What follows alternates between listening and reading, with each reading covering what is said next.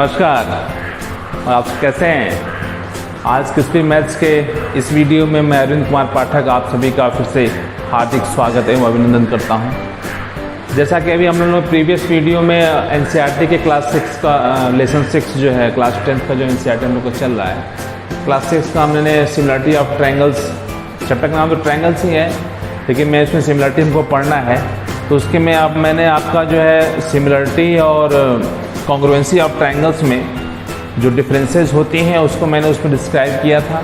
ठीक है, तो उसी को लेकर हम लोग आज बढ़ना है आगे। 6.1 एक्सरसाइज उसमें थोड़ा सा फिल इन द ब्लैंक्स और कुछ बेसिक चीज़ें थी, वो भी कंप्लीट हो चुका था हम लोग का।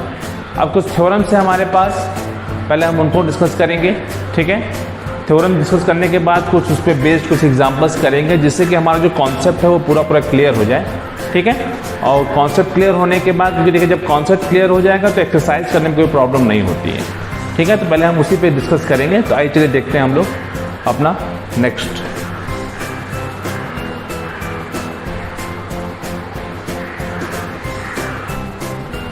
देखिए जैसे कि हम लोग सिमिलरिटी ऑफ ट्रायंगल्स हम लोग पहले की बात दे चुके हैं, फिर से मैं सोचा उसको रिकॉल करा दूं आपको। Two triangles are said to be similar if their corresponding angles are equal, है ना, उनके करस्पॉन्डिंग एंगल्स आपस में इक्वल होने चाहिए, and their corresponding sides are in the same ratio are proportional. ठीक है, आइए देखिए हम इसको फिगर्स के फॉर्म में देखते हैं। यहाँ पे तो दो ट्रायंगल्स हमारे पास हैं, ठीक है, ए बी सी है, और एक ट्रायंगल हमारा पी क्यू आर है, पी क्यू और आर।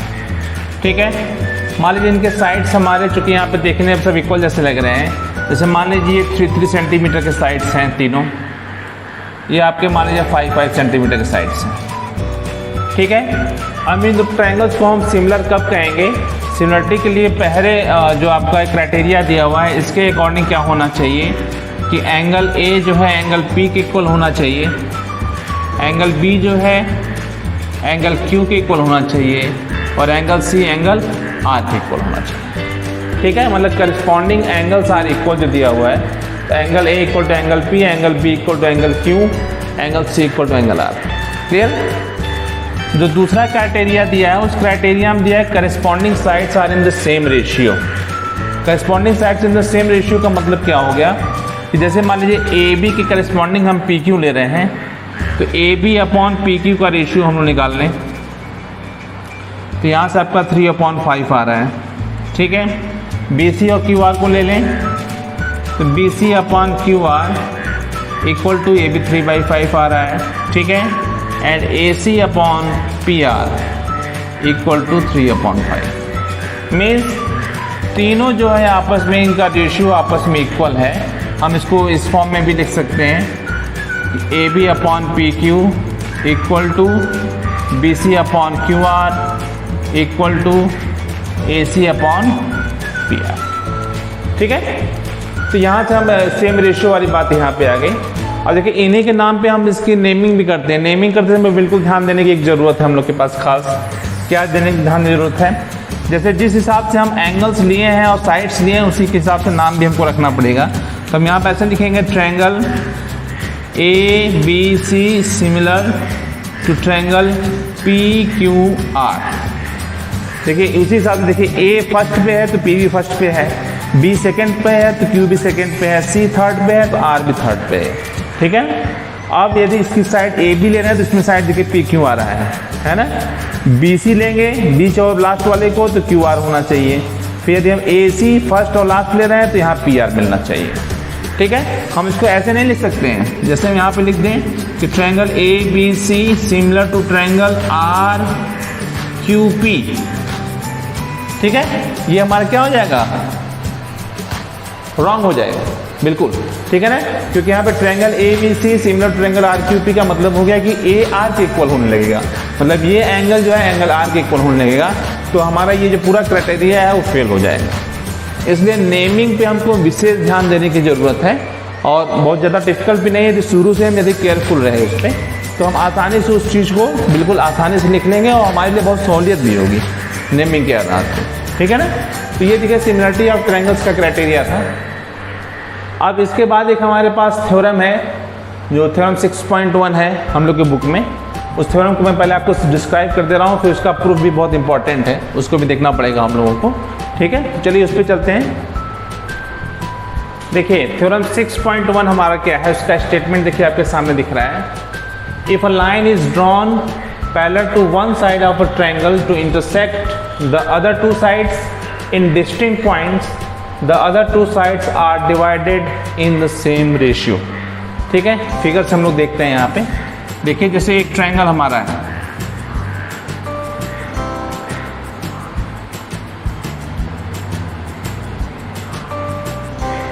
ठीक है, एबीसी एक ट्रायंगल दिया हुआ है और a line is drawn parallel to one side of a triangle. जैसे बीसी है, इसके पहले एक लाइन हम लोग यहाँ पे ड्रा कर देते हैं यहाँ पे। ठीक है, मान लीजिए इसकी नेमिंग हम लोग डीई कर देते हैं। ठीक है, तो कह रहा है कि जो दोनों लाइंस, जो लाइन ड्रॉ हो रही है वो अदर टू साइड्स को इंटरसेक्ट कर रही है दो पॉइंट्स पे, एक पॉइंट यहाँ पे, एक पॉइंट यहाँ पे है। तो इसके अकॉर्डिंग क्या होगा कि जो ये दोनों साइड्स हैं इनका जो रेशियो यदि निकालें तो वो आपस में इक्वल हो जाए। मीन्स कहने का मतलब है कि यदि D is parallel to B C है तो यहाँ पे A D upon D B, this upon this equal to A upon E C हो जाएगा। ठीक है, थ्योरम क्लियर हो गई होगी, है ना, कि यदि किसी ट्रायंगल के किसी एक साइड के पैरेलल एक साइड खींची गई, लाइन खींची गई जो अदर टू साइड्स को टू डिस्टिंक्ट पॉइंट्स पे डिवाइड कर रही है, पॉइंट डी और ई पे, तो ये दोनों लाइंस का जो पार्ट्स में डिवाइड हुए उनका जो रेशियो होगा वो आपस में क्या होगा, इक्वल होगा। ठीक है, ये हमारा थ्योरम 6.1 है, बहुत ही इंपॉर्टेंट थ्योरम है, इसका बहुत ही ज़्यादा यूज भी है हम लोग एक्सरसाइज में। तो अब देखिए ये थ्योरम तो हमारा क्लियर हो गया, इसका प्रूफ भी बहुत इंपॉर्टेंट है। तो प्रूफ करने के लिए देखिए हम लोग के पास गिवन क्या क्या है। तो प्रूफ करने के लिए पहले हम गिवन लिख लेते हैं, गिवन में हमारे पास क्या है। ठीक है, तो गिवन में देखिए यहाँ पे आपका दिया हुआ है D is parallel to B C, ये गिवन है। ठीक है, अब देखिए अब हमको आरटीपी क्या है, हमारा प्रूफ क्या करना है आरटीपी में, यही प्रूफ करना है हमको, A D upon D B equal to A E upon E C, ये हमको प्रूफ करना है। ठीक है, अब इसको प्रूफ करने के लिए कुछ हमको इसमें कंस्ट्रक्शन करना पड़ेगा, उस कंस्ट्रक्शन को ध्यान देने की ज़रूरत है। इसमें हम यहाँ देखिए बीई और डीसी को हम ज्वाइन करा दे रहे हैं, बी यहाँ हो गया और डीसी को हमने ज्वाइन करा दिया। ठीक है, अब यहाँ से डी से, इस पॉइंट डी से जो है इस एसी पे हम एक परपेंडिकुलर ड्रा कर देते हैं। ये मान लीजिए हमारा एफ हो गया।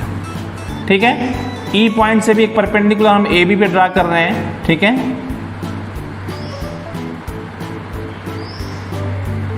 एफ हो गया, जी ले लेते हैं। ठीक है, दो परपेंडिकुलर ड्रा भी हो गए हमारे पास। तो ये हमारा इतना कंस्ट्रक्शन है, तो कंस्ट्रक्शन भी यहाँ नोट कर देंगे हम लोग। कंस्ट्रक्शन में हमारा क्या हो गया यहाँ पे,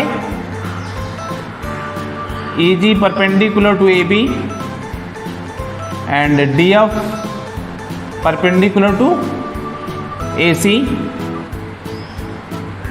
and join DC and BE, जितना हमारे पास इसमें था। ठीक है, ये हमारा कंस्ट्रक्शन हो गया, आरटीपी हमारे पास मिल गई, गिवन हमको दिया हुआ है, क्या दिया हुआ है। अब इसका प्रूफ हम लोग यहाँ पे नीचे देखेंगे। ठीक है, प्रूफ में देखिए कैसे क्या करना है। पहले सबसे पहले हम क्या लेंगे, पहले देखिए यहाँ पे ये ट्रायंगल, आप देखिए ध्यान से फिगर पे, ए डी ई ट्रायंगल देख रहे हैं, ए डी ई ट्रायंगल। यदि ए डी ई ट्रायंगल का एरिया हमको निकालना हो, area of triangle A D E, तो 1/2 बेस इंटू हाइट, बेस यदि हम इसको ले लेते हैं ए डी को और हाइट हमारी ई जी है, तो 1/2 इंटू ए डी इंटू ई जी हो जाएगा, ये 1 हो गया हमारा। ठीक है, अब देखिए इसी ट्रायंगल के अकॉर्डिंग ये वाला ट्रायंगल हमारा जो है बी डी ई,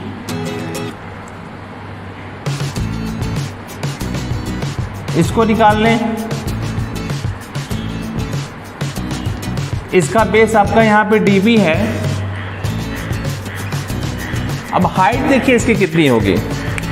जैसे ये इस पूरे ट्रायंगल को हम देखें, ये पूरे ट्रायंगल को, ठीक है, इस पूरे ट्रायंगल को मैं उल्टा यदि बना के दिखा दूं आपको यहाँ पे ऐसे, ये देखिए E है, मैं यहाँ से बना रहा हूँ, ये A है और ये B है और बीच में यहाँ पे और D भी मिला हुआ है, ठीक है।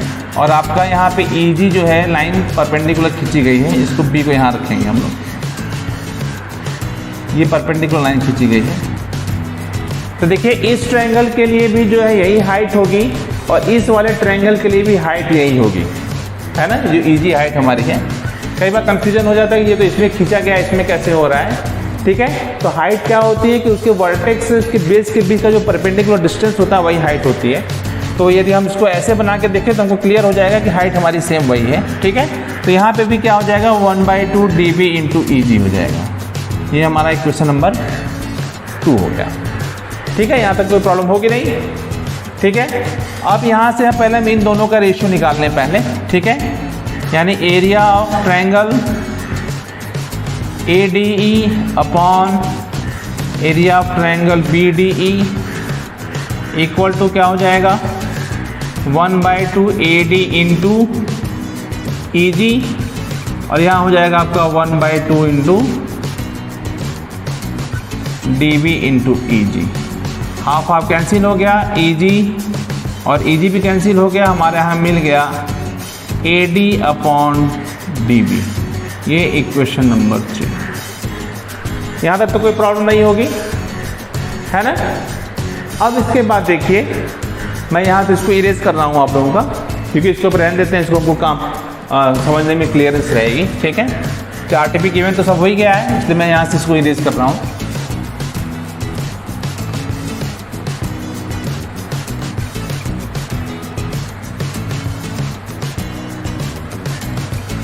सेम जैसे हमने इन दोनों ट्रायंगल्स को लिया यहाँ पे ADE और DEB को लिया है हमने, BDE को, ठीक है। उसी तरह से हम यहाँ से क्या ले लें, ADE इसको ले लें और DEC इसको ले लें, ठीक है। तो आपको यहाँ से बड़े आसानी से मिल जाएगा। देखिए मैं डायरेक्ट ले लूँ या फिर देखिए ले लेता हूँ वैसे ही, ठीक है। अब एरिया ऑफ ट्रायंगल ADE मैं फिर से ले रहा हूँ, उसमें बेस को आपको A ही लेना है, ठीक है। तो बेस आपका A ही होने का मतलब क्या हो गया, 1/2 AE × इसमें हाइट DF हो जाएगा, ठीक है। ये आपका इक्वेशन नंबर 4 हो गया, ठीक है। इसी तरह आप एरिया ऑफ DEC निकालें, ये भी 1/2 आपका बेस आपका EC हो जाएगा और ये आपका हो जाएगा DF। ये हो गया आपका, ठीक है। इन दोनों का रेशियो भी हम यहाँ पे निकाल लें यदि, area of triangle ADE upon area of triangle DEC, values रख लें यहाँ पे,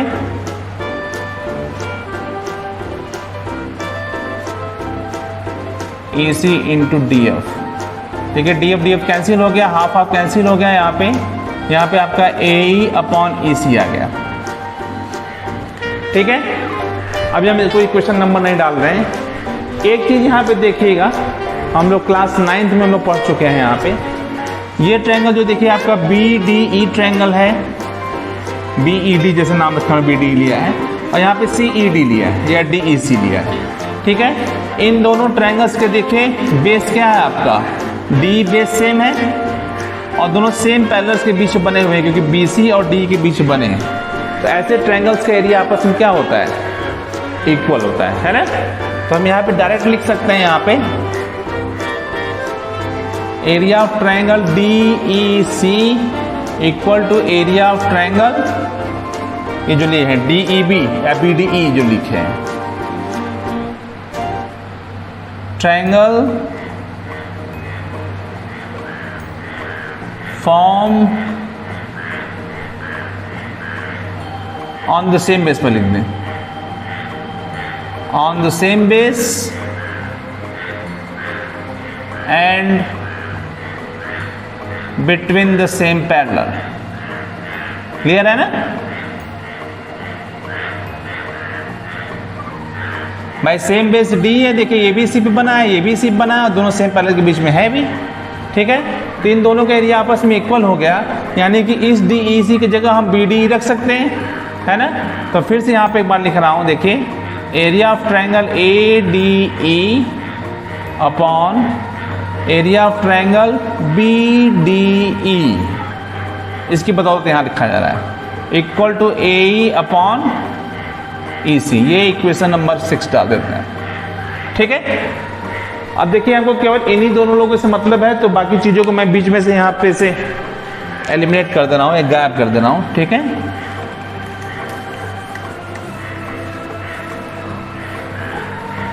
अब आप देख रहे होंगे कि 3rd और 6th में जो इसका लेफ्ट साइड है, ये दोनों आपस में क्या है, इक्वल है ना। तो यहाँ से हम लिख सकते हैं देन फ्रॉम 3 and 6 क्या हो जाएगा, जब लेफ्ट साइड आपस में इक्वल है तो राइट साइड भी इक्वल हो जाएगा। Means AD upon DB equal to AE upon EC। जो हमारी रिक्वायरमेंट थी, RTP जो था, वो हम लोग का यहाँ पे क्या हो गया, प्रूव्ड, ठीक है। कई बार होता है कि इस थ्योरम को प्रूव करने में से थोड़ी परेशानी होती है, लेकिन बहुत ही आसान है। एक बार हम इस ट्रायंगल को ले लिए, एक बार इस ट्रायंगल को ले लिए, दोनों का रेशियो निकाल लिए, फिर दोनों ट्रायंगल्स के एरिया आपस में इक्वल रख के RHS को हमने प्रूफ करा दिया, ठीक है। इसको जब एक बार इसको देखने के बाद इसको फिर पॉज करके कॉपी पे राइट डाउन करेंगे आप, तो इसको बड़े आसानी से आपको समझ में आ जाएगा, ठीक है ना। तो चलिए ये थ्योरम 6.1 हमारा था। अब इसी का कन्वर्स हमारा जो थ्योरम 6.2 है, उस 6.2 थ्योरम को देखिए, मैं स्टेटमेंट बता देता हूँ, पहले करते हैं कैसे। देखिए 6.2 थ्योरम जो है आपके 6.1 का कन्वर्स है, मतलब उल्टा है ना। देखिए यहाँ मैं स्टेटमेंट पहले क्लियर करा दूं आपको। If a line divides any two sides of a triangle in the same ratio then the line is parallel to the third side. जैसे यहाँ पे देखिए आपका ABC ट्रायंगल है, तो कह रहा है कि कोई लाइन है जो कि इसको सेम रेशियो में डिवाइड कर रहा है। Means if AD upon DB equal to AE upon EC है, देन क्या होना चाहिए, D is parallel to BC, ठीक है। यही कह रहा है इसमें कि यदि क्योंकि थ्योरम 6.1 में क्या कहा था कि यदि पैरेलल है तो सेम रेशियो में डिवाइड करेगा। यहाँ कह रहा है कि यदि सेम रेशियो में डिवाइड कर रही है कोई लाइन तो वो थर्ड साइड के पैरेलल होगी, ठीक है, उसका कन्वर्स है, ठीक है। तो इसका देखिए प्रूफ हमको करना होगा, कैसे हम प्रूफ करेंगे इसमें। तो यहाँ मेथड ऑफ कंट्राडिक्शन जो हम लोग प्रूफ करते आ रहे हैं पहले से भी, उसी का यूज करेंगे यहाँ पे। मेथड ऑफ कंट्राडिक्शन में क्या होता है कि पहले कोई चीज़ हम सपोज कर लेते हैं, है ना, और जब कोई चीज़ सपोज कर लेते हैं उसके आधार पे हम उस प्रोसेस को आगे बढ़ाते हैं, और लास्ट में जाके हम देखते हैं कि यदि हम उस जो सपोज किए हैं उसके आधार पर वर्क कर रहे हैं तो हमारी कंडीशंस क्या हो रही हैं, फुलफिल नहीं हो पा रही हैं, यानी कि हमारा सपोजिशन रॉन्ग हो जा रहा है। उसका मतलब ये हो गया कि जो हमने सपोज किया था वो गलत हो गया, यानी उसके अपोजिट जो होगा वो सही होगा, ठीक है। उसी का यूज हम लोग यहाँ करने चल रहे हैं। देखिए यहाँ पे हम लोग लेट कर लेते हैं, let D is not parallel to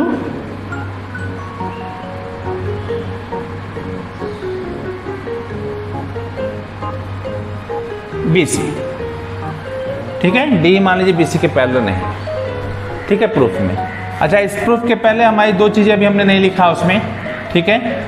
उन दो चीज़ों को मैं यहाँ पे आपको दिखा दे रहा हूँ, जिससे आप पहले से ही लिख सकते हैं यहाँ पे। जैसे गिवन में हम क्या लिखेंगे, AD upon DB equal to AE upon EC, ठीक है। और हमारा RTP क्या हो जाएगा, यहाँ पे RTP हो जाएगा DE is parallel to BC show करना है। ये दो चीज़ें इसके पहले ही होंगी। तो देखिए जब D BC के पैरेलल नहीं है तो कोई न कोई एक ऐसी लाइन होगी जो BC के पैरेलल होगी। तो हम यहाँ कर लेते हैं क्या, then DE dash is parallel to BC। D dash हम सपोज कर लेते हैं कि यही कहीं हल्का सा जो है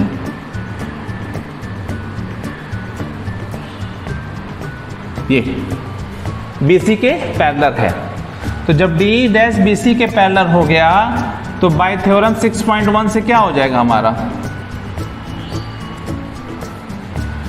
AD upon DB equal to AE dash upon E dash C हो जाएगा, ये है ना, AD upon DB equal to AE dash upon E dash C हो जाएगा।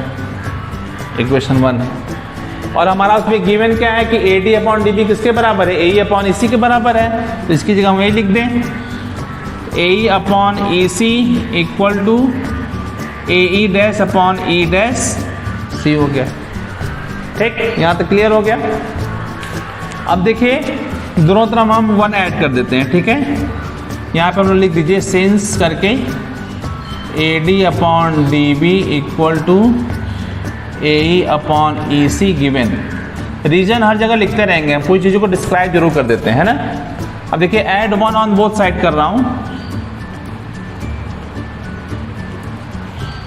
1 ऐड करेंगे, देखिए क्या होगा हमारा AE upon EC plus 1 equal to AE dash upon E dash C plus 1। देखिए प्लस 1 करेंगे कैसे होगा, हमारा EC नीचे एलसीएम आ जाएगा, ऊपर आ जाएगा AE plus EC, right side में आपका भी वही हो जाएगा, E डैश C आपका हो जाएगा, तो यहाँ पे हो जाएगा AE dash plus E dash C। ठीक है, तो AE प्लस EC हमारा क्या हो जाएगा, AC हो जाएगा, इक्वल टू यहाँ भी AC हो गया। अब देखिए यहाँ पे ऊपर वाली चीजें आपस में इक्वल हो रही हैं, है ना, AC के बराबर हो रहा है, और चूंकि रेशियो दोनों का सेम है तो आपका EC और E डैश C भी आपस में इक्वल होना चाहिए। इसका मतलब यहाँ से क्या निकल जाएगा कि EC equal to E dash C। अब सोचिए EC की लंबाई और E डैश C की लंबाई दोनों आपस में इक्वल है। ये पॉसिबल तभी हो सकता है जब E और E डैश क्या होंगे, एक ही पॉइंट होंगे, है ना। लिखेंगे यहाँ पे this is only possible when E and E dash coincide to each other।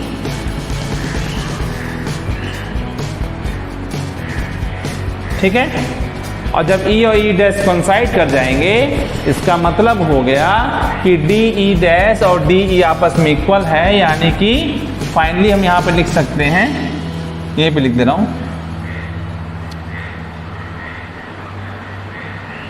Finally we gate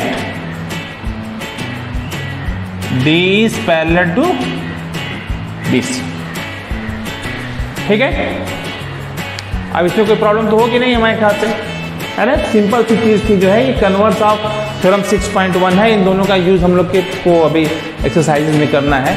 अब इसके बाद मैं एक एग्जांपल नंबर 1 आपको कराऊंगा। उस एग्जांपल नंबर 1 में भी जो +1 वाला प्रोसेस था उसी को करके हमको करके दिखाना है। और एग्जांपल बताने का मेन पर्पज़ ये है कि उस एग्जांपल्स का हम जो उसमें प्रूफ किए हैं उसका डायरेक्ट यूज़ हम क्वेश्चन को सॉल्व करने में करते हैं, थोड़ा सा हमारे स्टेप्स कम हो जाते हैं। ठीक है ना, तो चलिए अब इसके बाद हम लोग एग्जाम्पल पे ही कर लेते हैं। एग्जाम्पल नंबर 1 उसका, आइए देखते हैं एग्जाम्पल नंबर 1। देखिए एग्जाम्पल नंबर 1 जो इसका है, मैं इसको आपके बुक में भी सामने दिख रहा होगा। ठीक है, तो उसका स्टेटमेंट क्या है मैं बता दूँ, स्टेटमेंट के हिसाब से हम लोग फिगर ड्रा करेंगे। उसमें कह रहा है कि if a line intersect sides AB and AC of triangle ABC। यहाँ देखिए एक ट्रायंगल ABC है और उसमें एक साइड यहाँ पे है आपका D जो है, वो 2 डिस्टिंक्ट पॉइंट्स पे इसको क्या कर रहा है, इंटरसेक्ट कर रहा है। ठीक है, ये पे, और D BC के पैरेलल भी दिया हुआ है ना। यानी कि हमारा जो गिवन यहाँ पे हो जाएगा वो हो जाएगा क्या, D is parallel to BC। और उसमें कह रहा है कि देन प्रूफ दैट, क्या प्रूफ करना है उसमें प्रूफ करने के लिए कह रहा है कि AD upon AB equal to AE upon AC, है ना। थ्योरम 6.1 में देखिए क्या था, AD अपॉन DE था और AE अपॉन EC था। यहाँ पे देखिए क्या है, AD upon AB, AD upon AB और AE अपॉन AC लेना। ठीक है, ये प्रूफ करना है हमको। चलिए आते हैं, बड़ा आसान प्रूफ है इसका प्रूफ मैं इसीलिए करा रहा हूँ कि इसका यूज़ हम लोग क्वेश्चन को सॉल्व करने में जो एक्सरसाइज में करेंगे वहाँ बड़े आसानी से कर सकेंगे। इसलिए मैं यहाँ करा दे रहा हूँ, देखिए कैसे है। अब चूंकि in triangle ABC D is parallel to BC by theorem 6.1। Theorem 6.1 से क्या हो जाएगा, AD upon DB equal to AE upon EC। ठीक है, इतना सही है। अब इस नीचे वाले को हमको चेंज करना है, तो हम करेंगे क्या, इसको इन्वर्स कर देंगे, है ना, इन्वर्सिंग ऑन बोथ साइड, क्योंकि रेशियो में है तो इन्वर्स करने पे कोई प्रॉब्लम नहीं होगी। ठीक है, तो ये आपका हो गया DB upon AD equal to EC upon AE। Clear है? Adding on both side, adding 1 on both side we get, देखिए DB upon AD plus 1 EC upon AE plus 1। Plus करने का तरीका वही, एलसीएम ले लेंगे, नीचे AD आ गया, ऊपर DB प्लस AD, यहाँ पे भी AE आ गया। ठीक है, ऊपर आपका EC प्लस AE।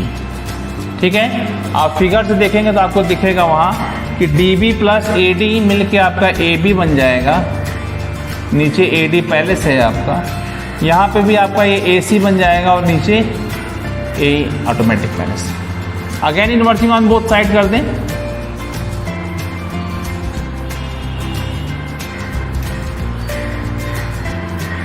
देखिए क्या हो जाएगा आपका, AD upon AB equal to AE upon AC। ठीक है, जो हमको प्रूफ करना था वो देखिए थोड़े से स्टेप में हमारा प्रूफ होके सामने आपके आ गया। ठीक है, आपको लग रहा होगा कि कैसे हमको पता चलेगा कि इन्वर्सिंग कैसे करेंगे, क्या करेंगे। देखिए, इन्वर्सिंग करने में हमको चीज़ ध्यान देना होता है कि जिसको हमको, जिस साइड को हमको वहाँ पे जीवित रखना है या जिंदा रखना है, उसको पहले नीचे भेज दें, है ना। देखिए, हमको यहाँ पे AD ऊपर था और इसमें हमको AD को जिंदा रखना था, DB को गायब करना था, तो हम AD को नीचे कर दिए हैं और DB को ऊपर कर दिए।